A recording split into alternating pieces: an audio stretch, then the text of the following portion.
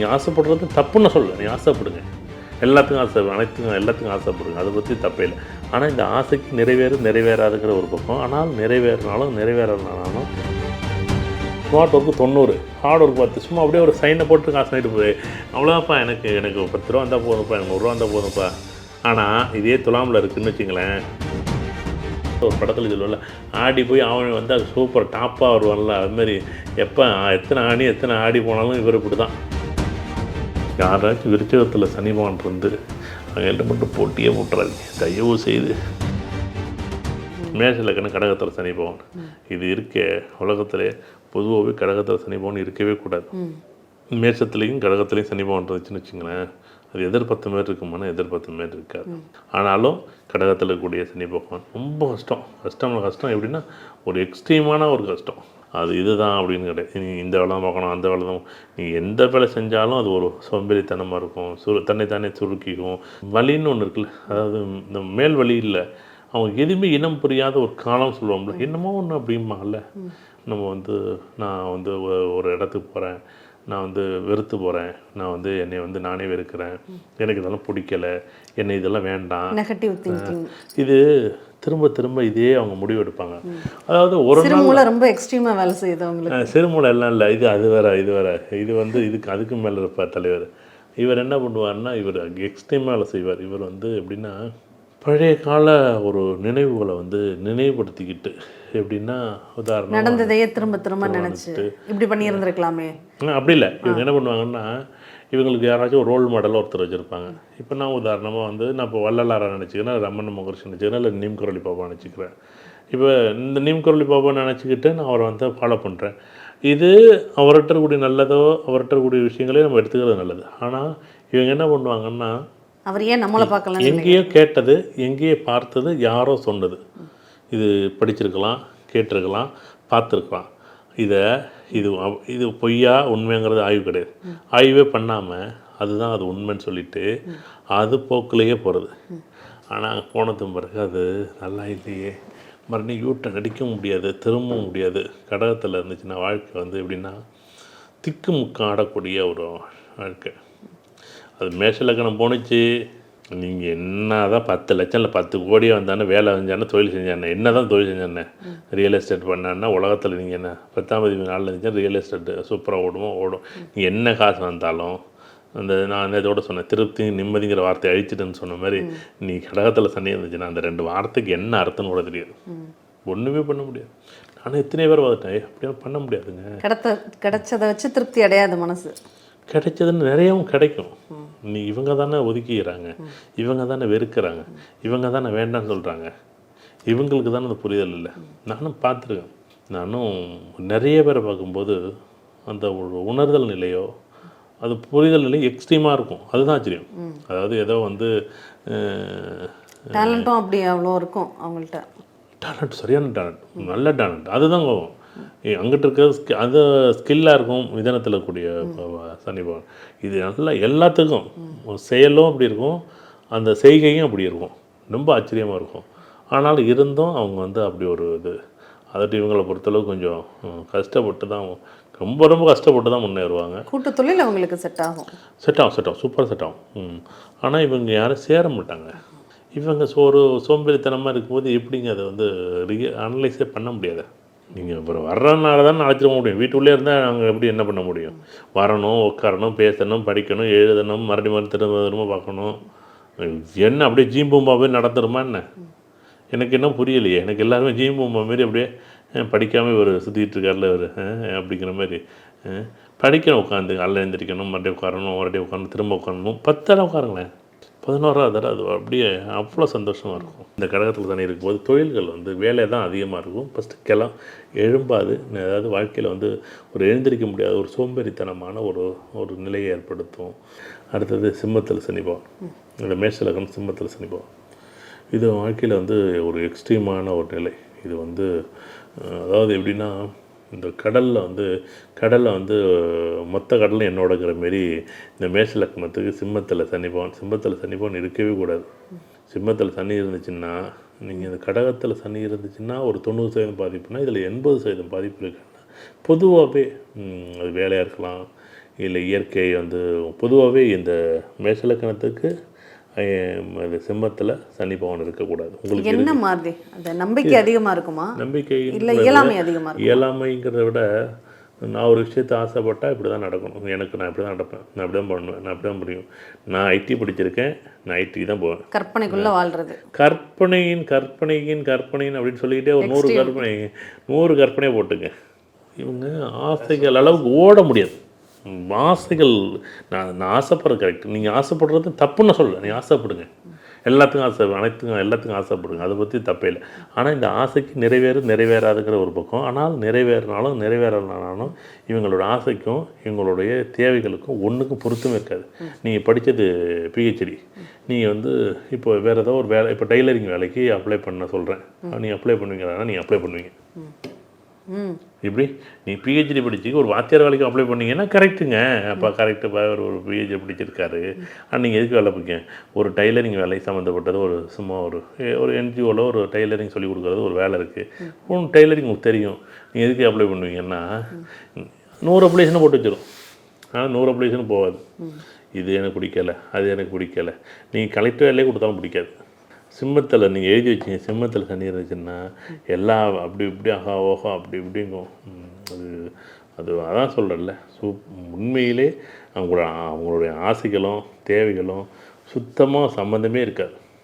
அப்பா நான் மேற்கா பக்கம் போகணுன்ட்டு கிழக்கு பக்கம் நடந்து போனால், நான் மேற்கா பக்கம் போக வேண்டிய கோயிலுக்கு கிழக்கு பக்கம் நடந்து போகும்போது நீங்கள் எப்படிங்க கோயிலுக்கு போக முடியும்?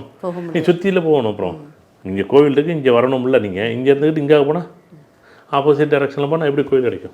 இல்லை நான் கரெக்டாக மேற்காக தான் போகிறேன். எப்படி நீங்கள் என்ன சொல்கிறீங்கப்பா? நீ கிழக்காக போகிறப்ப நீ மேற்காக போவோம், மேற்காக அது கோயில் இருக்குது, பழனி கோயில் மேற்காக தான்ப்பா இருக்குது. இல்லை நான் மேற்காக தானே போகிறேன், நீங்கள் என்ன இப்படி என்ன மண்டகண்டா இது மூளைகள் அது ரைட்டா?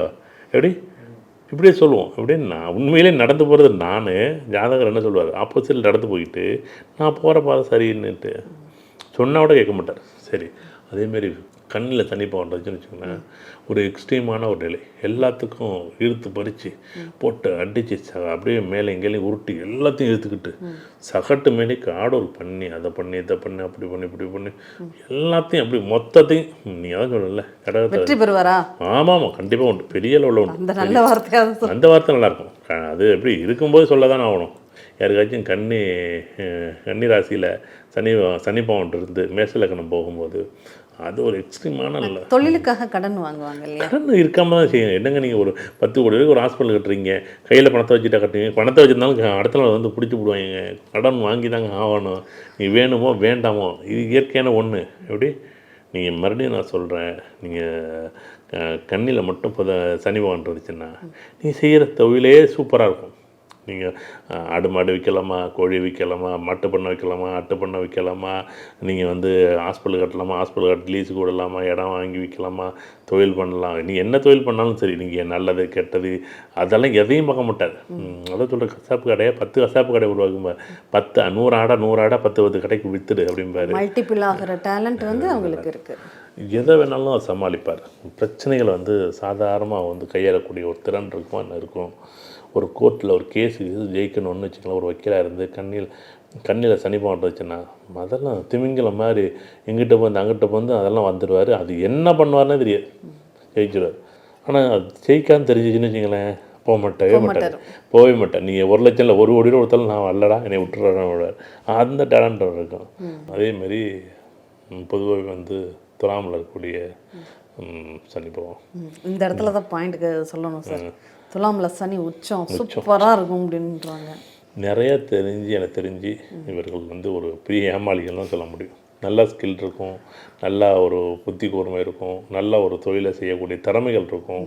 தொழிலை கஷ்டப்பட்டு அதை தான் சொல்கிறேன்ல, இவங்க ஹார்ட் ஒர்க் தான் சொல்ல முடியும். இந்த துலாமில் இருக்கக்கூடியது வந்து ஸ்மார்ட் ஒர்க்காக ஹார்ட் ஒர்க்கான்னு கேட்டால் ஸ்மார்ட் ஒர்க் வந்து 40, ஹார்ட் ஒர்க் வந்து 60 எடுத்துக்குவாங்க. இதே கண்ணில் இருந்துச்சுன்னா ஸ்மார்ட் ஒர்க்கு 90, ஹார்ட் ஒர்க் 10. சும்மா அப்படியே ஒரு சைனை போட்டு காசு ஆகிட்டு போய் அவ்வளோப்பா, எனக்கு 10 ரூபா இருந்தால் போதும்ப்பா, எனக்கு 100 ரூபா இருந்தால் போதும்ப்பா. ஆனால் இதே துலாமில் இருக்குதுன்னு வச்சுங்களேன், அதெல்லாம் இல்லை, நான் தான் போய் அங்கே நானும் உலகத்திலே போய் எப்படி பரட்ட போகிறேன் அப்படின்னு அணை கட்டினா ஒரு திட்டமிட்டு ஒரு இது பண்ணால் இப்படி கட்ட போகிறாங்கன்னு சொன்னால், இல்லை நான் அணை கட்டுறதை நான் பார்க்கணும்னு சொல்லிட்டு அங்கேயும் காலையில் ஞாயிறு அணை கட்டுறேன்னு ஒரு நாளே நடந்துடும். அது 3 வருஷம் ஆகும், 5 வருஷம் ஆகும், 10 வருஷம் கூட ஆகும். இது தன்னைத்தானே வருத்தி கொண்டு வாழ்க்கை நடத்தும் சூப்பரான அமைப்பு. எப்பயுமே சுக்கிரன் வீட்டில் சனி இருக்குது, வண்டி ஓடுமா, வண்டி ஓடும். அது யார் அடித்தாலும் யார் வச்சாலும் 3 வேளை சாப்பாடு கிடைச்சிடும், வீடு தங்குறது, வண்டி வாகனம், சொத்து சுகம், வேலை, ஏதோ ஒரு வகையில் முதலுக்கு மோசம் இல்லை. அப்படியே முதலுக்கு மோசம் இருந்தாலும் ஏதோ ஒரு வேற ஒரு வகையில் அவங்களுக்கு கொடுத்துரும். ஆனால் என்னென்ன உழைப்பு அதிகம், அது எதிர்பார்த்த அளவுக்கு அவங்களுக்கு ஸ்பெசிஃபிக்காக இவங்களுக்கு இந்த தொழில் பண்ணலாம் அப்படிங்கிற மாதிரி துலாம்ல சனி. நீங்கள் அப்படி யாராச்சும் ஒரே ஒருத்தனை கண்ணில் காமிச்சு விட்டீங்கன்னா நான் நீங்கள் சொன்னீங்கன்னா நான் அப்படியே நீங்கள் என்ன சொன்னாலும் கேட்பேன். அப்படி ஒருத்தர் காமிக்கவே முடியாது.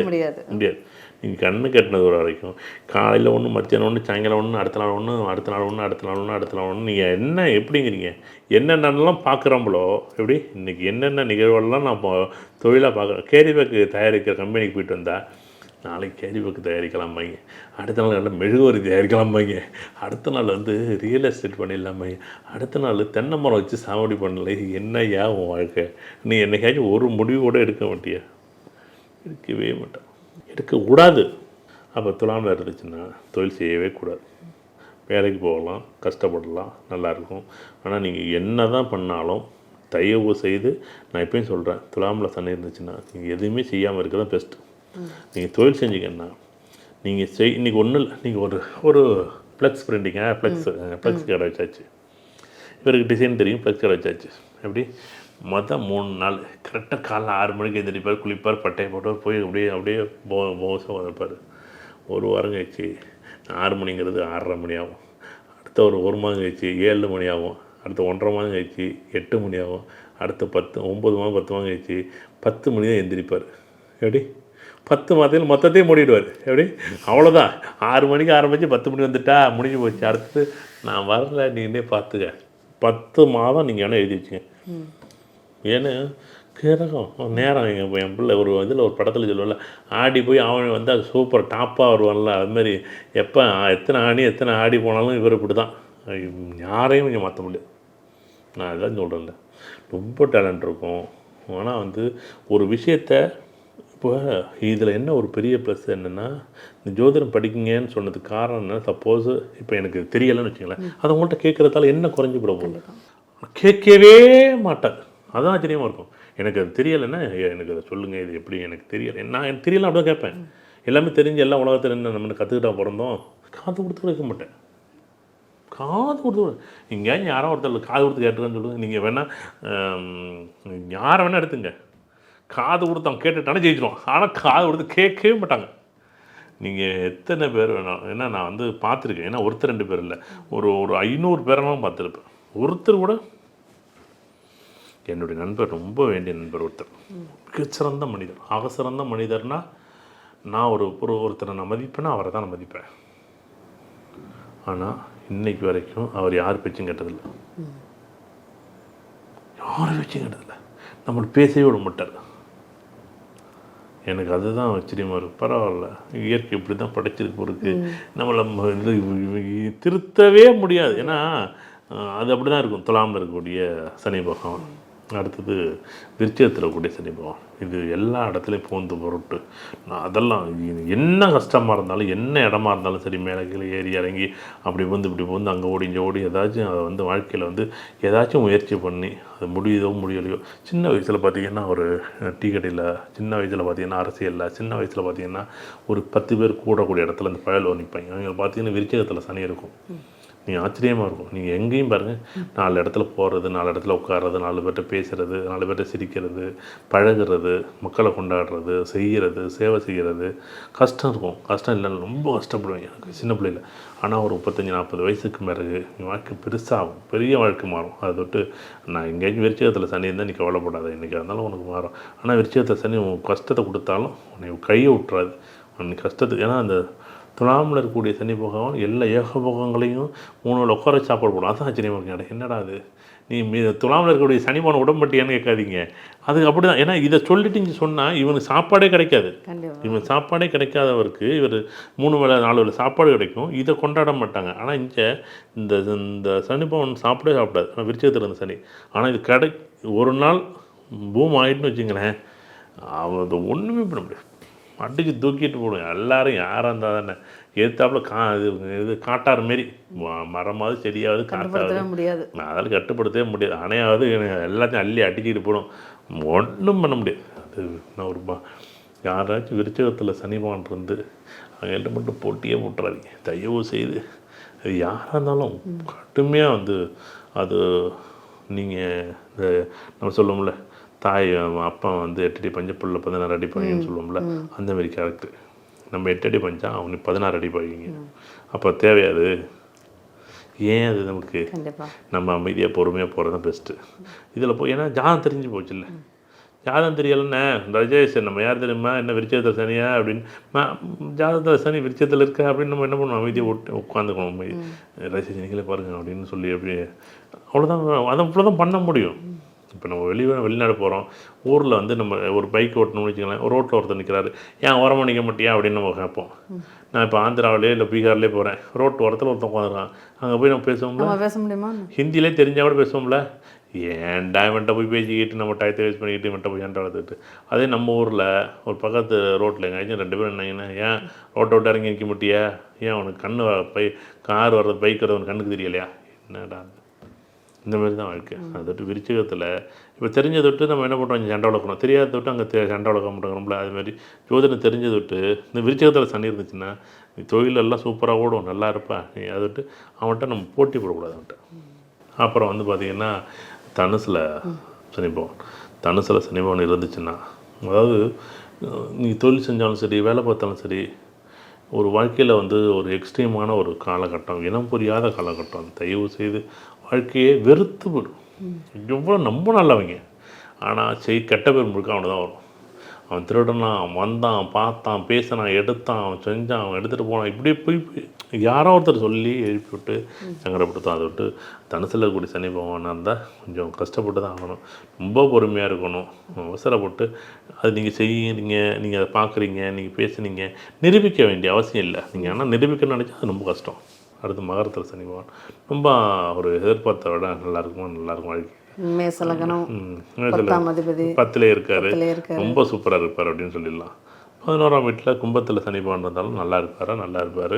ஆனால் கும்பத்தில் நம்ம எப்பயுமே சனி பகவான் இருக்க கூட சூரியன் இருக்க கூட நம்ம சொல்லுவோம். பொதுவாக ஏழ்பில் கும்பத்தில் சனி பகவான் இருந்துச்சுனாலே எல்லாமே வேலையெல்லாம் கிடைக்கும், பணமெல்லாம் வரும், ஒரு நிம்மதி இல்லாத, ஒரு சந்தோஷம் இல்லாத, என்னமோ ஒரு வெறுமனேன்னு இருக்கும். அது தேவையில்லாத பிரச்சனைகளை கொண்டு விடும். அதை விட்டு இந்த காலகட்டங்கள் தொழில் செய்யாமல் இருக்கிறது நல்லது. தொழில் செஞ்சால் அது அவ்வளோவா அந்த லாக் ஆகிடும், ரொம்ப எதிர்பார்த்த விட லாக் ஆகிடும். 12 இருந்துச்சுன்னா விரயம் ஆகிடும். எங்கள் மீனத்தில் வந்து சனி பகவான் இருந்துச்சுனால எதை தொட்டாலும் விரயம் தான் அதை விட்டு. ஆனால் என்னென்னா சுற்றிக்கிட்டே இருக்கலாம், ஓடிக்கிட்டே இருக்கலாம், உழைப்புக்கேற்ற ஊதியம் கிடைக்கும். மீனத்தில் சனி பகவான் இருந்துச்சுன்னா இப்போ உதாரணம் நான் ஒரு 15,000 வேலை பார்த்தா 15,000 எனக்கு வருமானம் வந்துடும். நான் 20,000 வேலை பார்த்தா 20,000 வந்துடும். ஏதோ ஒரு வகையில் வந்துடும். நீ காசு கொடுத்தா தான் எனக்கு வருமானம் அப்படிங்கிறது, எனக்கு ஏதோ ஒரு வகையில் தான் சரி தானே, ஏதோ ஒரு வகையில் மிச்சப்படுத்தினா சரி தானே, அவ்வளோதான் எனக்கு. அதை விட்டு இந்த மீனத்தில் கூடிய சனி பகவான் உண்மையிலே பெரிய ஆச்சரியம், ரொம்ப நல்லாயிருக்கும். அவன் கொண்டாடணும், அதெல்லாம் கொண்டாடுறதுனாலே பெரிய ஆச்சரியம் தான். இப்படி ஒவ்வொரு லக்கணம் எடுத்துக்கிட்டால் 9 கிரகங்களும் இப்போ இது வந்து ஒரு அவுட்லைன் மட்டும் சனி பகவானை மட்டும்தான் நம்ம பார்த்துருக்கோம். ஏன்னா 10க்கு அவர் அதிபதிங்கிற ஒரே காரணத்தினால அவர் மேஷங்கும் போது சனி பகவானை மட்டும் பார்த்துருக்கோம். நம்ம சூரியனையோ சந்திரனையோ செவ்வாயோ புதனோ சுக்கிரன் சனி ராகு இதெல்லாம் நம்ம ஒன்றா பார்க்கும்போது மேஷ லக்கணத்துக்கு அதை பார்த்தாலே அவங்க பெரிய ஆச்சரியமாக இருக்கும். கண்டிப்பாக நம்ம அடுத்தடுத்த நிகழ்வுகள் நிறைய பேசுவோம். கண்டிப்பாக நிறைய மேஷத்துக்கே இன்னும் நிறைய பேச வேண்டியது இருக்குது. மேஷத்துக்கு பேசினாலே எப்படி நம்ம ஒரு 25லேருந்து 30 வீடியோ பதிவு பண்ணணும், அப்படி பேசுவோம், பதிவு பண்ணுவோம். அவங்க மேஷ லக்கணம் போனுச்சுன்னா சந்தோஷம். நன்றி சார், மீண்டும் அடுத்த பதிவில் சந்திப்போம். நன்றி.